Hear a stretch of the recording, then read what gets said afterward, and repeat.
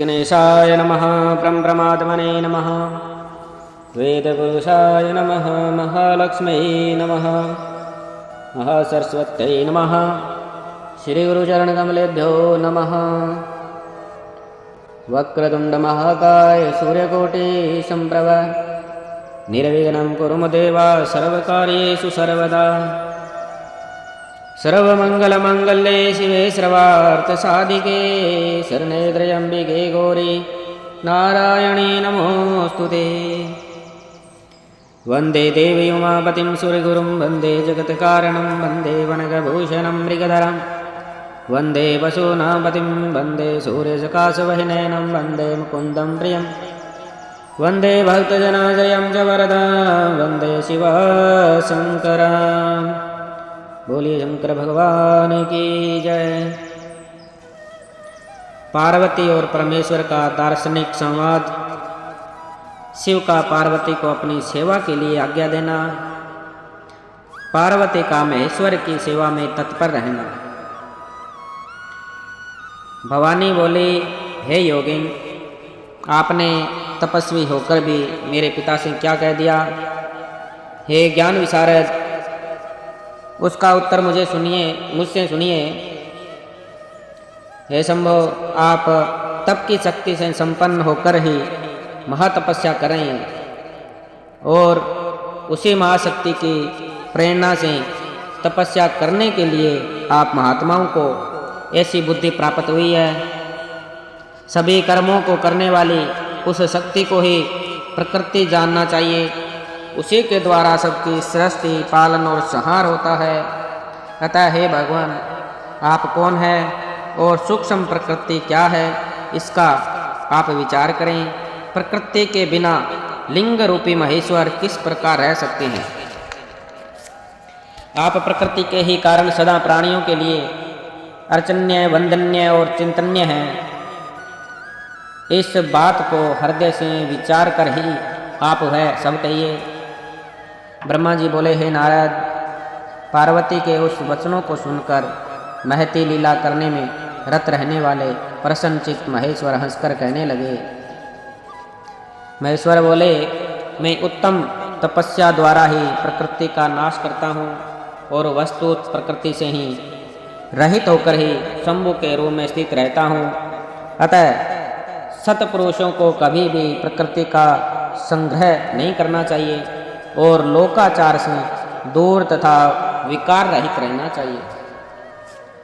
ब्रह्मा जी बोले, हे तात, जब शंभु ने लौकिक व्यवहार के अनुसार यह बात कही, तब काली मन ही मन हंसकर यह मधुर वचन कहने लगी। हे योगिन, हे प्रभु, आपने जो बात कही है, क्या वह प्रकृति नहीं है?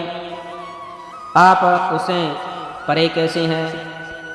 इन सब का तात्विक दृष्टि से ठीक ठीक विचार करके ही आपको बोलना चाहिए। यह सब कुछ सदा प्रकृति से बंधा हुआ है, इसलिए आपको न तो बोलना चाहिए और न कुछ कहना ही चाहिए, क्योंकि कहना और करना सब व्यवहार प्रकृति ही है।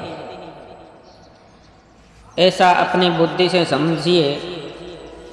आप जो कुछ सुनते, खाते, देखते और करते हैं, वह सब प्रकृति का ही कार्य है।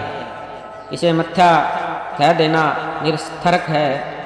हे प्रभु शंभो, यदि आप प्रकृति से परे हैं तो इस समय इस हिमवान पर्वत पर आप तपस्या किस लिए कर रहे हैं? हे हर, प्रकृति ने आपको निगल लिया है, अतः आप अपने को नहीं जानते।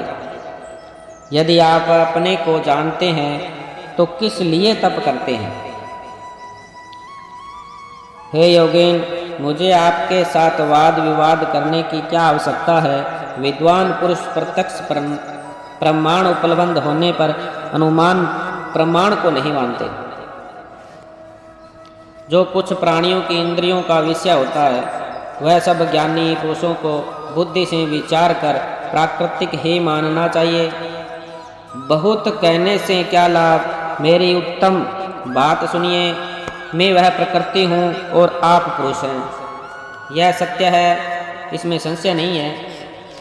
मेरे अनुग्रह से ही आप सगुण और साकार माने गए हैं। मेरे बिना आप निरह हैं और कुछ भी करने में समर्थ नहीं है।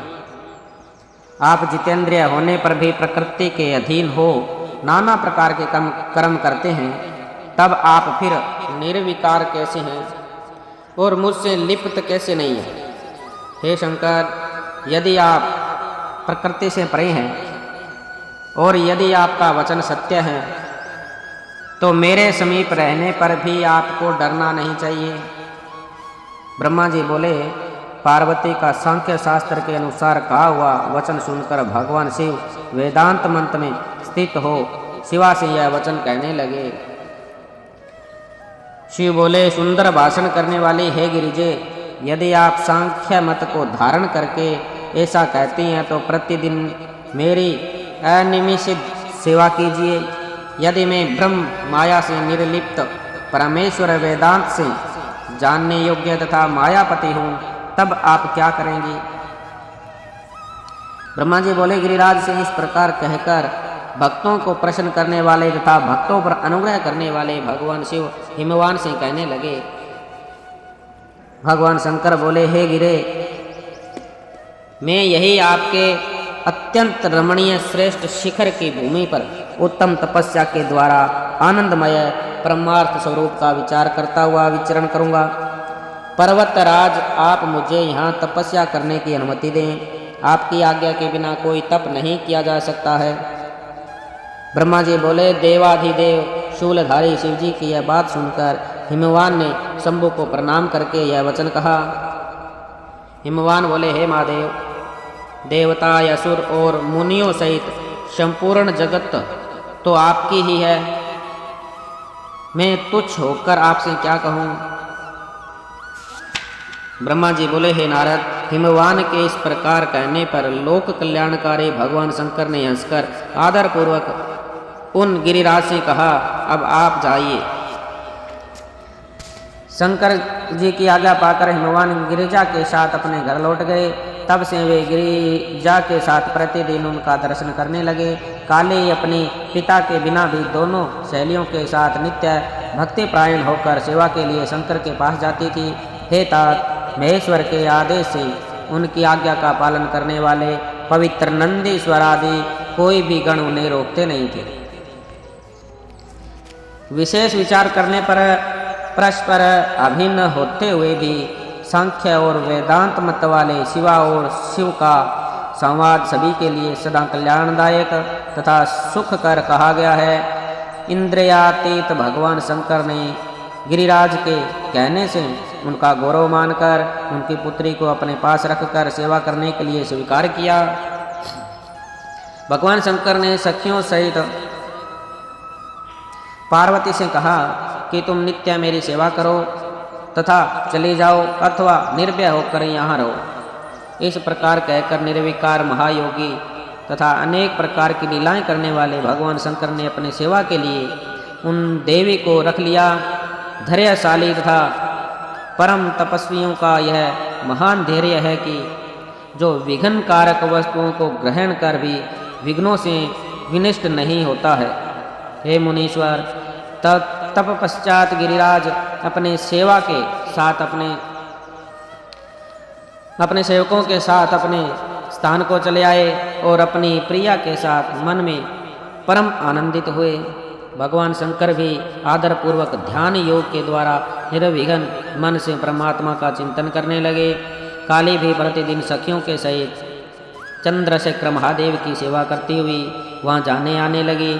वे भगवान शंकर के चरणों को धोकर उस चरणोदक का पान करती थी और आग से तपाकर शुद्ध किए हुए वस्त्र से उनके शरीर को पोंछा करती थी। वे नित्य प्रति षोडशोपचार से विधिवत भगवान हर की पूजा कर बारंबार उन्हें प्रणाम कर अपने पिता के घर चली जाती थी। इस प्रकार ध्यान में तत्पर भगवान शंकर की सेवा करती हुई उन शिवा का बहुत समय व्यतीत हो गया। वे कभी अपनी सखियों के साथ भगवान शंकर के आश्रम में ताल से समवेत प्रेमवर्धक सुंदर गान करती थी। वे कभी कुशा पुष्प तथा समिधाएं स्वयं लाती थी और सखियों के साथ आश्रम का समार्जन करती थी। वे कभी नियम पूर्वक शंकर के आश्रम में रहकर सकाम भाव से शंकर की पूजा देखती हुई उन्हें आश्चर्यचकित कर दिया करती थी। भगवान शिव ने अपनी तपस्या के बल से निसंग रहने वाली उस काली को देखकर पंच तत्व के शरीर में रहने वाली अपनी पूर्व जन्म की भार्या समझ लिया। फिर भी शिवाजी ने मुनियों को भी मोहित कर देने वाली तथा महासौंदर्य की राशि स्वरूप उन काली को अपनी पत्नी के रूप में ग्रहण नहीं किया। महादेव जी भगवती को इस प्रकार जितेंद्रिय होकर नित्य प्रति अपनी सेवा में संलग्न देखकर दयापूर्वक विचार करने लगे कि जब यह तपस्या का व्रत करेगी तब अभिमान बीज से रहित इस काली को ग्रहण करूँगा। ब्रह्मा जी बोले, इस प्रकार विचार करके बड़ी बड़ी लीलाएं करने वाले महायोगीश्वर भूतेश्वर भगवान शिव शीघ्र ही ध्यान में तत्पर हो गए। हे मुने, ध्यान में मगन उन महात्मा शंकर के मन में किसी अन्य चिंता का उदय नहीं हुआ। काली भी उन्हीं परमात्मा शंकर के स्वरूप का चिंतन करती हुई भक्ति पूर्वक निरंतर उनकी सेवा करने लगी। भगवान शिव ध्यान में स्थित हो पूर्व चिंताओं को भूलकर सुस्थित काली को देखा करते थे। वस्तुतः वे उन्हें देखते हुए भी नहीं देखते थे।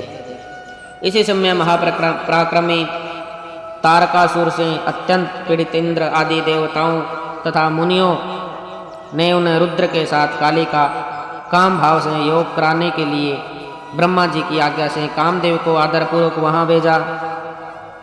कामदेव ने वहां जाकर अपना समस्त उपाय लगाया, परंतु शिव कुछ भी विक्षुब्ध नहीं हुए और उन्होंने उसे भस्म कर दिया।